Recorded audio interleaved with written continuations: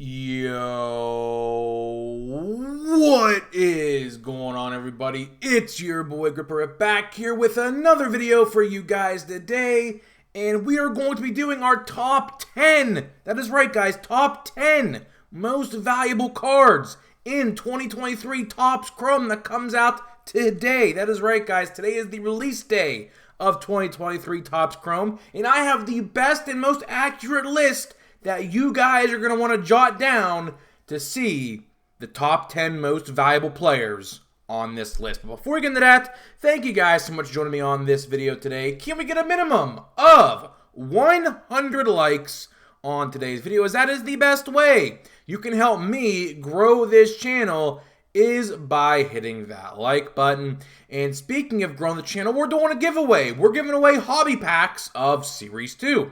All you gotta do to enter is be publicly subscribed, like this video, turn on the post notifications for all the content you see on the channel, and last, but certainly not least, leave a comment in the comment section on who your all-star representatives were on your favorite team. I'll pick the winner once we hit 7,000 subscribers, so there is that. And one last thing, of course, today is the release date of Chrome. I am a huge Andrew McCutchen PC guy. If you happen to stumble across a McCutchen card in Chrome, because he is in there, and you don't want him, DM me on Instagram. I will gladly buy them off you. Easy peasy. I'm trying to collect most of the parallels in Chrome, but of course, as you guys know, Chrome is a pretty lengthy parallel set this year. There's a lot of different parallels, a lot of new ones this year, and we're going to try. We're going to see definitely how far we can get into the parallel hunt.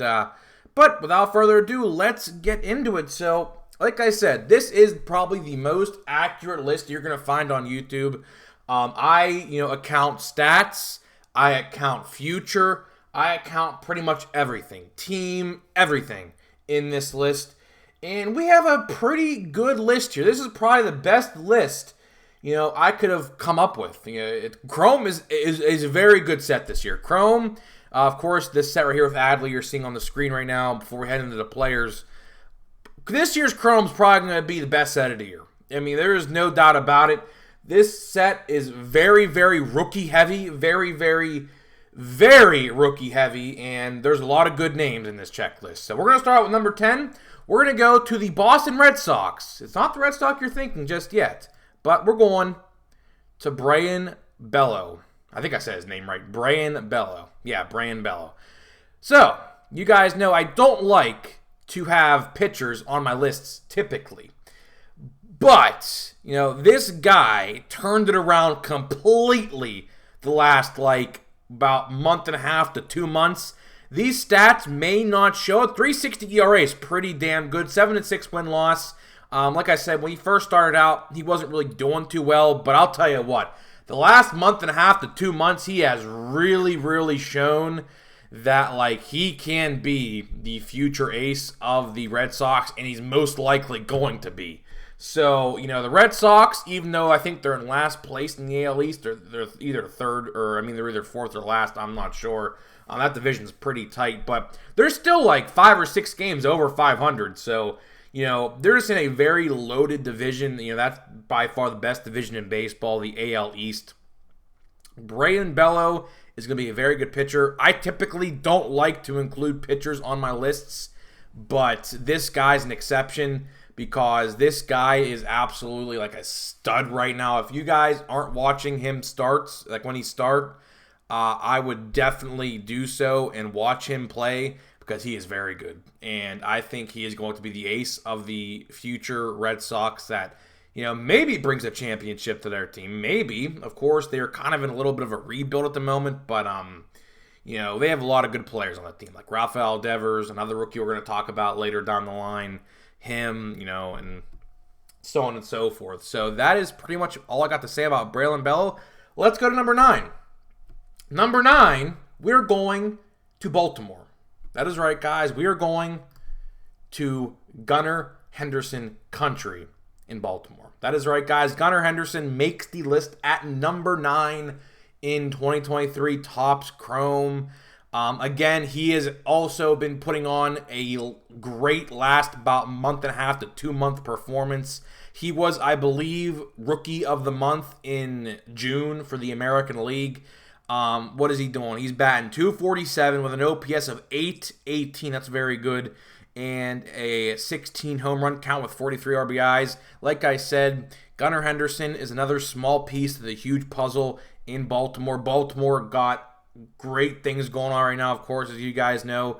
They just overtook the Tampa Bay Rays in first place. The red-hot Tampa Bay Rays that started out amazing. The Orioles have caught up to them and are now, I believe, 2 games ahead of them in the standings in the American League East. Imagine that. Imagine that. A young, good team led by people like Gunnar Henderson and another rookie we're going to talk about later down the line on this list.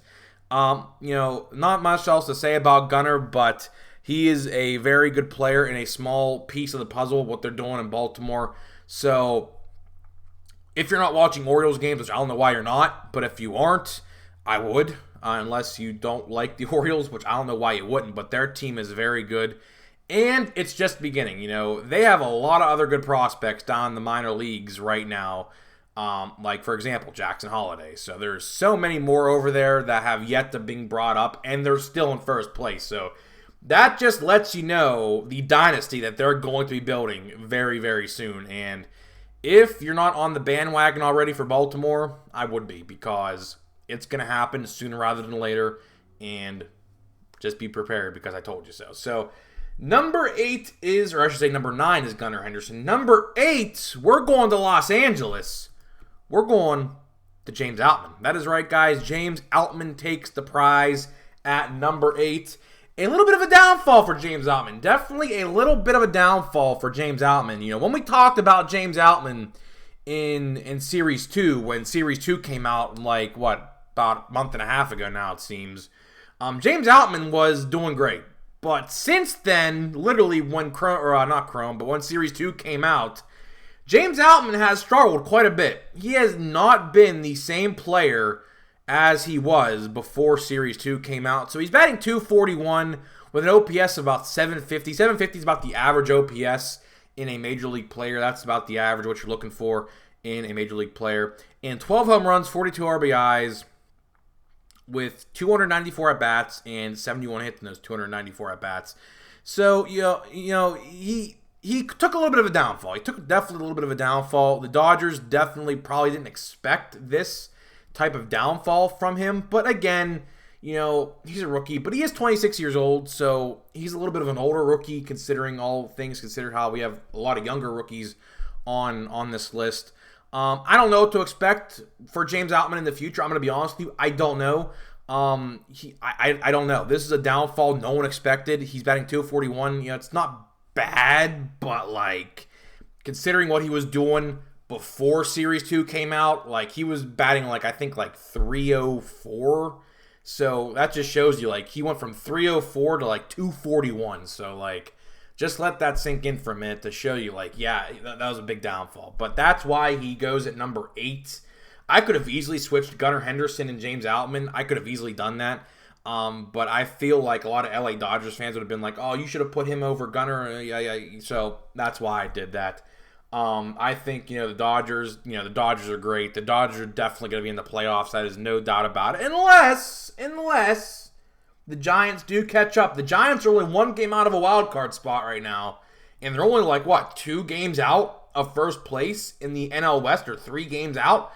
So you never know. You never know how these last 2 months of the season are going to end up. There could be a chance that the Dodgers, with how stacked the NL wildcard race is, I don't know if you've seen this, but there's legitimately 6 or 7 teams in the NL wildcard race that are either in the wild card or 1 game out of the wild card.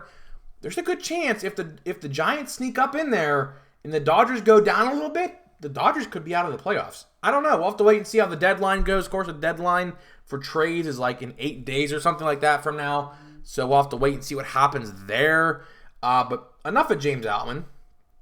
We're going to New York. We're going to New York at number 7. We're going to New York and the Yankees. We are going to Anthony Volpe. Anthony Volpe, A lot to say about Volpe. He's batting 209 with an OPS of 657. Now, you may be asking yourself, you could have put James Outman ahead of Volpe. And to that, you're correct. But since Volpe is only 22, I think there's still a ton of room for him to improve. He is nowhere near peaked yet, nowhere even near. He's only 22 years old. He's literally like months older than I am. I'm 21 right now. So yeah, his birthday was in April. Yeah, my birthday's in November. So he's like literally like what? About 6, 7, 8 months older than me, not even. So, but I think the Yankees, this year in general, speaking about the whole team, a bit of a underwhelming season. I think this year, I think Aaron Boone is completely gone after this season. They gave him too many opportunities. They already fired their hitting coach. So I think we're going to see a whole new regime in New York next year. Well, maybe both New York teams, if I'm going to be completely honest. Both New York teams this year have struggled mightily. Like, with those payrolls, you should not be struggling. I think the Yankees are actually in last place. Like I said earlier about Boston, I don't know if they're in last place or in fourth. But if they're not, the Yankees are in fourth. If not, the Yankees are in last. So the Yankees this year have struggled quite a bit. Volpe batting 209. Not what you want to see out of a rookie who has all this potential. But again, only 22 years old. Definitely has a lot of room to improve. And he will improve. So that is why he ends up at number 6. So now, or I should say number 7. Number 6 is when we get into the heavy hitters, right? So we've had some decent players so far. But 6 is really where it gets amped up. 6 is really where you see a jump, and we're going to see that jump right now. So 6, we're going to Cincinnati, and no, we're not talking about Ellie De La Cruz. No, we're not. We're not talking about Matt McClain either. We're talking about Spencer Steer. That is right, guys. Spencer Steer takes the prize at number 6 in the top 10 most valuable. I mean, look at these stats, man. 277. 824 OPS. He has 14 home runs and 55 RBIs. That is great, great stuff. Of course, you guys know Cincinnati is one of those, like, magical dream stories in baseball this year. Of course, the Pirates started out hot, but we ended up turning to crap. I don't know why. Well, I do know why, but the Cincinnati Reds are, quote-unquote, one of America's teams. That's a catchphrase going around about young teams, America's team. The Reds are good, man. There is no denying the Reds are good. And this is a guy that, starting the year, didn't really think was going to be anything. But as the year went on, Spencer Steer said, hold your projections. I'm going to outdo your projections. So no one really thought going into the season this guy was going to really be how he is right now, which is insane. The Reds got something good cooking over there. They got Ellie De La Cruz, they got Encarnacion Strand, they got Matt McClain, they got Jonathan India for the time being, who's rumored to be on the trade block for them because there's literally no room for him to play. So they got great things cooking over there in Cincinnati. If you're a Reds fan, if you don't make the playoffs this year, which I don't know if they are or not, I don't know. They're in a tight race right now with the Milwaukee Brewers, who I believe are playing each other right now as we speak. It's definitely going to be interesting. And you got Ellie De La Cruz, like I said. Unfortunately, they're not in 2023 tops. We have to wait till next year, but it is what it is. But that is it for Spencer Steer. Not much else to say about him. Great player. Projections literally never had him doing this, but he literally outbeat the projections. So now we are going to the top 5 in our list. We are going back to Baltimore. That is right, guys. We're going back to Baltimore. We are going to the phenom himself, Adley Rutschman. Adley Rutschman, not much I could say about him. Switch hitting, catching beast. He is batting 269 with a 797 OPS. For a catcher, that is literally what you could ask for. He has great defense. Everything about him, awesome. Fun fact, I actually saw him play one of his very first low A baseball games when he was in low A. Fun fact, in 2019. But For a catcher, this is about as much as you can ask for. He is literally doing... I mean, you could say best catcher in baseball is JT and everything like that, but, you know, I don't think JT's going to be holding on to that moniker for too long, because sooner rather than later, Adley is going to become the best catcher in baseball, if not already. You know, it's very hard to be a catcher and hit for stats, and he is batting .270 with an 800 OPS. He has 13 home runs. He was just in the home run derby. He has 43 RBIs. What much more can you ask for a catcher? And if he keeps this up in his career, which I don't know, with how catchers take a beating behind the plate, I don't know how long he's going to be able to do this for. But he is 25, so he is a little bit on the older side for a rookie. We'll have to wait and see. We'll definitely have to wait and see what happens with Adley, but I do think Adley is in for a great career. I don't think he's going to slow down anytime soon. This is his first full year in the MLB. Fun fact, I don't even think he's even considered a rookie. But he has rookie cards in 2023. So, hey, that's how Topps operates. That's how they operate. So, it is what it is. Like next year, for example, Ellie De La Cruz and Henry Davis. I don't even think they're going to be considered rookies next year, but they're going to have rookie cards in 2024 Topps. That's how it works, but it is what it is. So, that is it for Adley Rutschman. Now we go to number 4, to another NL Central team. We are going to St. Louis. We are going to Jordan Walker. That is right, guys. We are going to Jordan Walker country in St. Louis. Jordan Walker is batting .276 with a 780 OPS, 9 homers, and 28 RBIs. Those numbers are a little down because, of course, he spent about a month and a half in AAA. So what they did is they called him up. He was actually doing decent, and they sent him back down. In the Cardinals, of course, one of the interesting stories in baseball in 2023. Another team, big payroll, just not performing. Like, they just never got out of the gate, and they just struggled since day one, ever since baseball started in April or March. So it's definitely interesting, but Jordan Walker, is definitely one of those pieces they're going to build around in 2024, most certainly with, I assume, Nolan Arenado and Paul Goldschmidt. I think next year's Paul Goldschmidt's last year on contract for St. Louis, so that'll be interesting to see what they do at the deadline. Who knows? But again, Jordan Walker is one of those players that they're definitely keeping and going to build around. Only 21 years old. I mean, at that age and those stats, that's pretty freaking good. That is really freaking good. So, I know St. Louis had a down year, but Cardinals fans, you shouldn't be worrying, because out of everyone in the NL Central, your team is going to spend the most money out of anyone and just put you right back up there to probably first place next year, I'd have to imagine. So, you shouldn't be worrying. So there is that. Now we're going to number 3. We're in our top 3 now. We're definitely in the top 3. We are going to Texas. We're going to Josh Young. That is right, guys. We are going to Josh Young in the Texas Rangers. I mean, Josh Young has had a great season for the Rangers. The Rangers in general have had a great season. Currently sitting first place in the American League West.